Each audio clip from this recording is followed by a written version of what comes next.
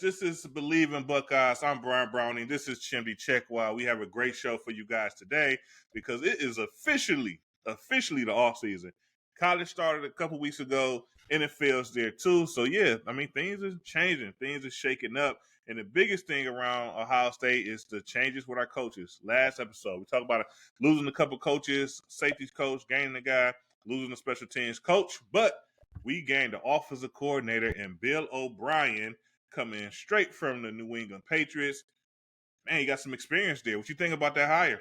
Yeah, some experience. And when you think about it, I know Bill O'Brien wasn't the sexiest hire. I think the last time we heard Bill O'Brien's name on the national stage was Milroe from Alabama talking about how Bill O'Brien said, "I need to change positions." Right? And I question that. Like, how did he say it? You know what I'm saying? Like, was it? I think you'd be better at a different position, or was it like you suck at quarterback?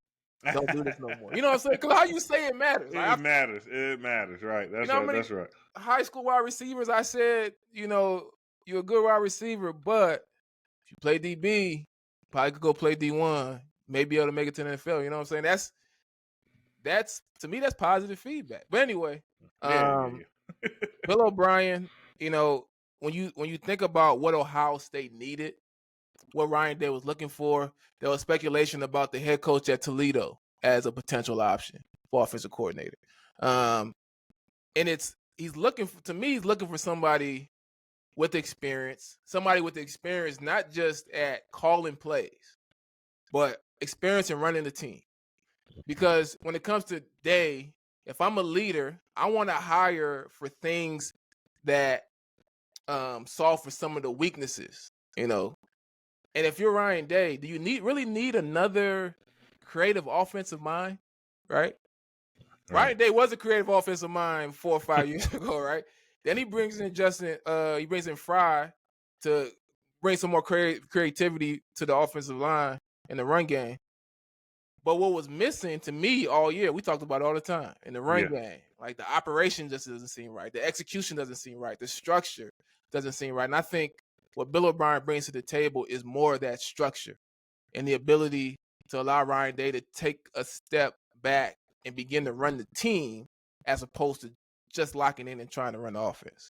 Yeah, and real quick, I'm going to shoot off Coach O'Brien's resume here for our listeners. So, 2009 to 2011, he's the offensive coordinator and quarterback coach for the New England Patriots. From there, he takes the head job at Penn State for the 12 season, 13 season.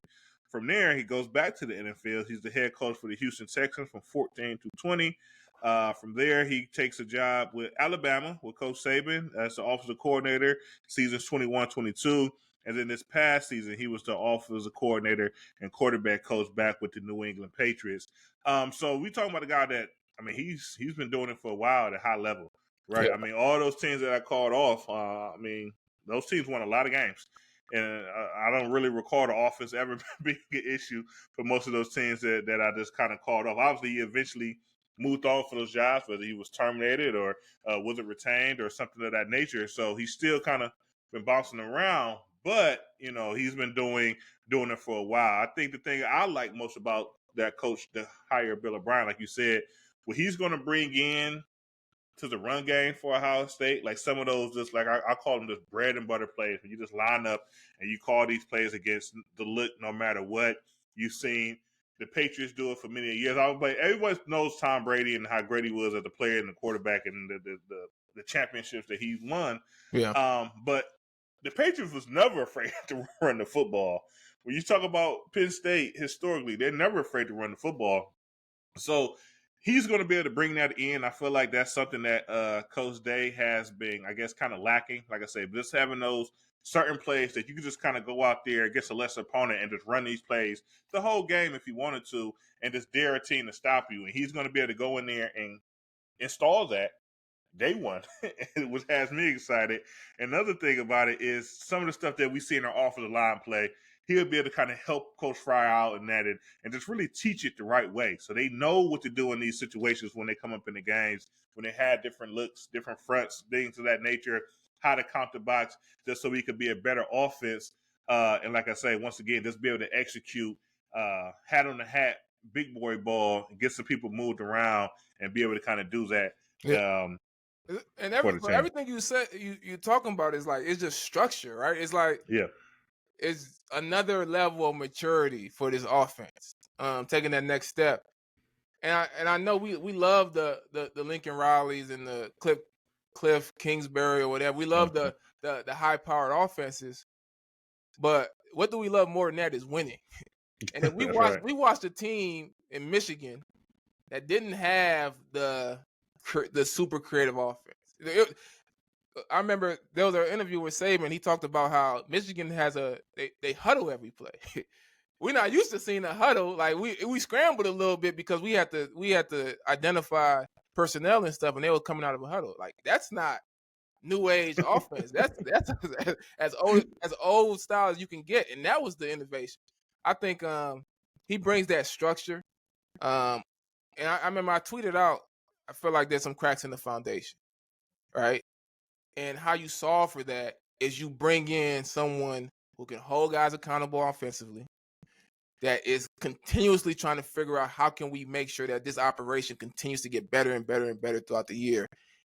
And you still have Ryan Day, who it's his offense, right? Mm-hmm. And he can Right. continue to bring that creativity and make sure that they are making the most out of that offense. And it's just growing up football. It's a more maturity to that offensive side. And we saw it happen on the defense with Knowles when he came in.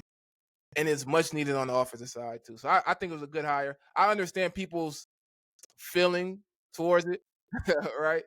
And the stat that's being floated around. What's the stat that's being floated around about his win?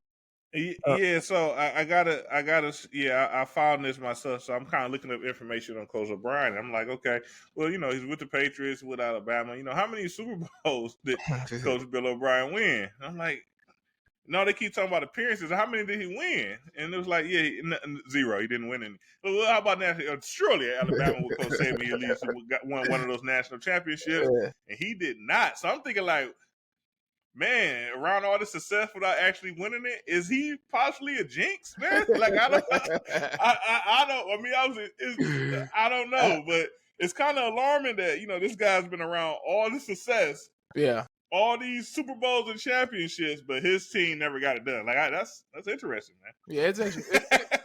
It is an interesting stat.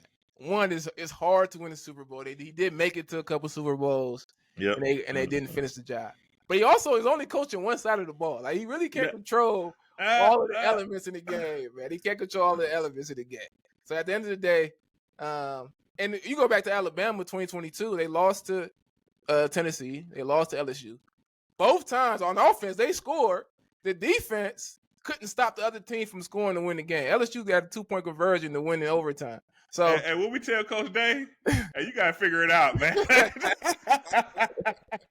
I ain't trying to hear about what happened, man. I just know you guys didn't bring it home, man. That's what we can say about that. It's all on the offensive coordinator. That's right. But yeah, we mentioned Alabama a lot this episode, and I guess this is a fitting episode to do so because Ohio State is getting a lot of Alabama guys showing up to campus, man. Like we're kind of turning to maybe, I don't know, Alabama of the Midwest. Should we start? No, I ain't gonna start that. Yeah, I don't know. But big news though, we did get Caleb Downs out of the transfer portal, safety out of Alabama. He led the team in tackles. He was a true freshman last season. Led the team in tackles with 107 tackles. He is a game changer at that safety position. What do you think about bringing in such a highly touted player to our defense? So, Silver Bullets, man. Bullets. They've been back, but now they just hit a new level. I mean, we're talking about. It's hard to say this, man, because I was part of a defensive backfield myself. But they're really looking like they could possibly be one of the best defensive backfields that we've seen at Ohio State. It's so much talent across the board. And the one part on defense in general, really on the team, two of the areas, offensive line on the offensive side, but on defense, I thought they were really light when it came to safety. Talented players. You had, Lathan Ransom coming back. You still got Sonny Styles. You have Malik, a young guy. But now there is no weakness. There is no weakness. And he is, man, he's legit. He's trending towards a top 15 pick in the NFL when he comes out after his just junior season. But he's a playmaker, big time playmaker. And man, we already got a lot of playmakers on that defense. This is a very, very impressive looking defense. You still got to play the game, but my goodness. Got to play the game. Yeah, and I guess looking at it, it appears, obviously we're not the coaches, right? But he probably was kind of stepped right into that role that Josh Proctor left. We'll be seeing him make a lot of plays for this defense last year, and we'll slide him into that role. And I think you probably keep Lathan and Sonny Styles kind of where they was at and plug him in there. Or, if that fits, and then we just kind of take it from there. I mean, definitely excited players, excited news to get a landing guy like that. And another thing I like to throw out is that he returned punts. I mean, he returned a ton, but he did return some. And he took one back to the house. 85-yard return for a touchdown. And I don't know if he plan on doing that at Ohio State, but if so, like, we definitely could use that pickup in the special teams area. Where essentially last season, I don't think we returned kicks, period. The last couple of seasons at Ohio State. You joked about this. It's like we don't even take it serious no more. A punt return is just, we're really just out there to let the ball roll or catch the ball inside the 5 and let the offense do all the work. Like, put him back there. Like, I want to see a playmaker back there. Emeka Buka did some punt return before. He probably won't do it this season. Put him back there. Put somebody back there who could take it to the house. The question to me still is Sonny Styles. Honestly, Sonny Styles to me looks like a linebacker. His size, combination of size and speed, I don't know if he'd be comfortable with it. But honestly, I'd like to see him rush the passer more. You know what I'm saying? Get closer and closer to the line of scrimmage as close as possible, be more disruptive. So I don't know what they do. I don't know if they, who knows how they decide they're planning to use him moving forward. But I like this as an opportunity to move him closer to the line of scrimmage and keep all those guys on the field and keep Jordan Hancock in the slot. They're on passing downs. But yeah, man, they got a lot of versatility on the defense. And yeah, man, for special teams, man, let's take special teams serious, man. Yes, let's do it. That's part of Ohio State football. But the next guy to talk about from Ohio State is on the other side of the ball. He is a quarterback, the number one quarterback of the 2024 class, and that's Julian Saying. He showed up to Alabama. I guess he was there for a week or two or something of that nature. But he obviously jumped in the portal and committed to Ohio State. I mean, we went from being kind of light and experienced at quarterback to being like really heavy in the quarterback room at Ohio State. What do you think about Julian Saying, and what are you seeing and heard so far about him and the way he can play? Yeah, so I know he was the top quarterback in 2024. You know how they shuffle that stuff around. At one point, I think Dylan Raiola was the top quarterback, and then I don't buy too much into it, but obviously he's a good player because he was committed to Alabama and he was rated high. But I watched like 30 seconds of his high school huddle clips, and man, he looks impressive. For a high school quarterback, he just really, there's some guys that go out on the field and throw the ball. CJ Stroud was one that go out on the field and just throw the ball, and it's like Kevin Durant going on the basketball court and shooting. Like, they just do it. You know what I'm saying? So he looks really impressive. I think I got a nickname for him already. I'm gonna call him Super Saiyan. There you go. Man. There you go. It started here. Yes. I love it. But a lot of competition, man. Yes. I also like Aaron Nolan saying, I'm staying here, I'm going to compete. Competition now is different than what it was before because you can compete, and if you lose a competition, shake hands, you get a nod to the other guy, and you go transfer somewhere else and go start somewhere else. So I just wish the best of luck to all those guys, man. It's not easy. But at the same time, I like the fact that they're bringing in competition, and I'm excited about the prospects for these guys. These guys are talented young individuals for sure. Yeah. I mean, because you bring up Aaron Nolan. Now, Aaron Nolan was also true freshman. He's just coming. He just got to campus a few weeks ago at the start of the semester. He's I think number 3 or 4 or 5 quarterback in the 2024 class. So.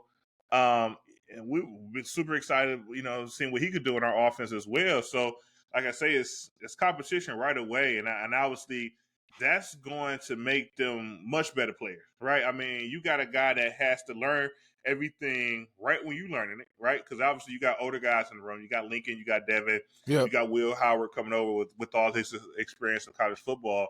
But for Air and Julian, it's going to be their first time hearing all this stuff.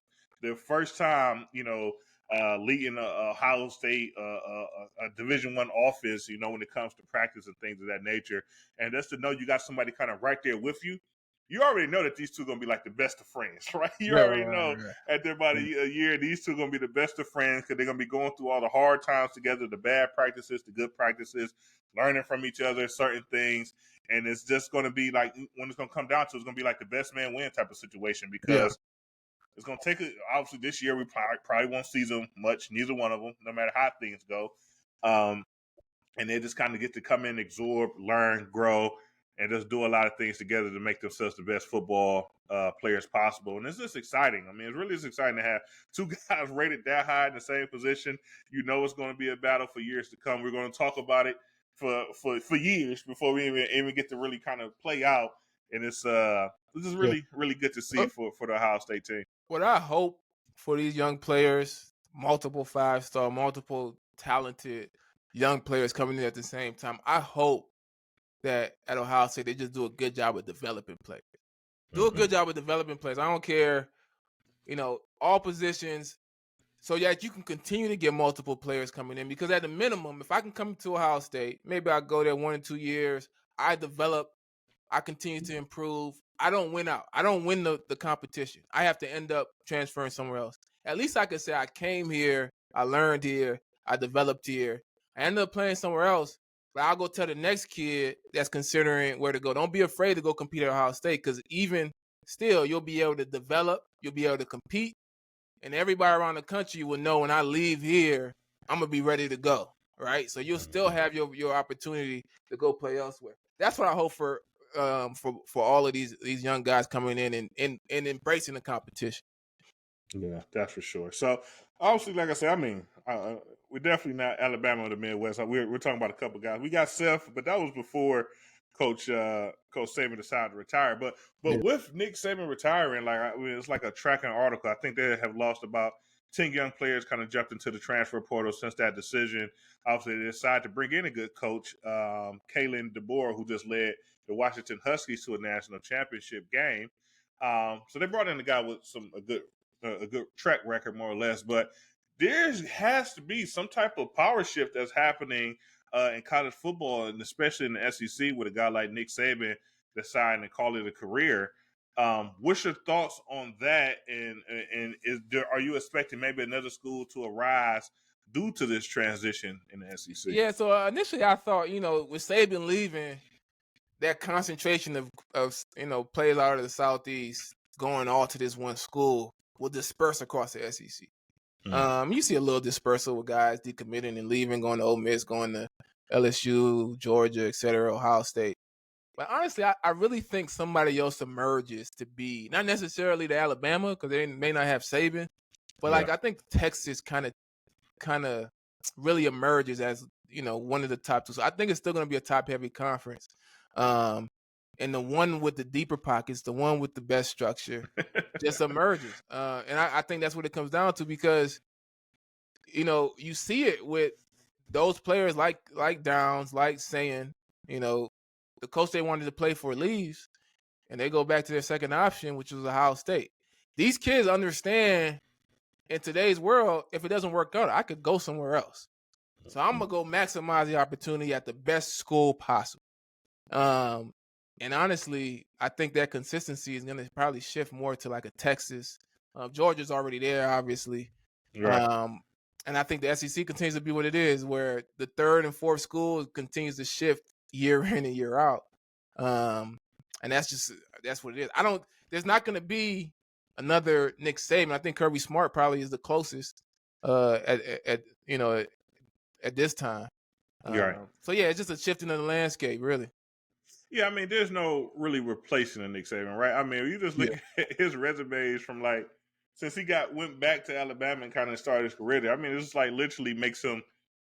It's tough to say another coach has been better ever at coaching college football than Nick Saban for that run that he had at Alabama. I mean, you're just talking about essentially there was like almost a shoe-in to win the national championship every 2 to 3 years in his tenure there. So, like I said, I think things will shift. I would say watch out for Ole Miss, right? I know they've been making a lot of noise. They got a coach that's attractive, right? He brings in a lot of players and things of that nature. And I know he's been doing some work in the transfer portal as well.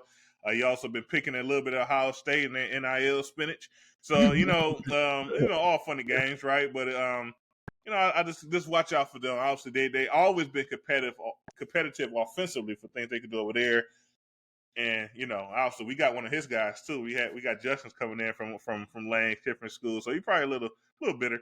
But just kind of watch out for them, I guess, in terms of things as well. So, so I guess we got some announcements to kind of talk about in the recruiting world. Ohio State has a defensive end commit, Dominic Kurtz, out of Painesville, Ohio. Now this is big. This is kind of big because I mean I talk about all the time about us kind of building that fence around Ohio. This kid was committed to Washington, obviously, like we just stated. Washington coach leaves Washington. He goes to Alabama, and so he decommits from Washington, and he decides to take his commitment over to Ohio State. A big defensive end, pretty athletic kid. So I think that's kind of big, man. I mean, you gotta protect your state, keep the fence around, especially with all these new teams coming into the Big Ten. Guys might get a little bit curious about playing in the Big Ten, but being on the West Coast. But you got to secure those guys. So I think that's a big win for Ohio State. Also needs to be mentioned that Dorian Brew. Dorian Brew was the number one player in Ohio, but then he moved to Texas, but he's still one of a national recruit. But he had his announcement. He had planned on making his announcement commitment. What was the date on that? The 24th. 24th. Oh, in a couple of days he had planned to, but that's been pushed back. Pushed back to a date to be determined. But that's big. Once again, he's still an Ohio kid, right? he went to Texas. So so like I said, we want to keep an eye on Dorian Brew and make sure we stay in tune to exactly what he's doing there as well. But so Chim, I mean, obviously with things are kind of shaking up and kind of going on around college football, what are your thoughts on recruiting in the transfer portal? Like, do you think things would continue to go the way they are? Would Colorado still be the number one team people go to due to Deion Sanders? Or with this NIL and things of that nature, with things kind of, once again, that talent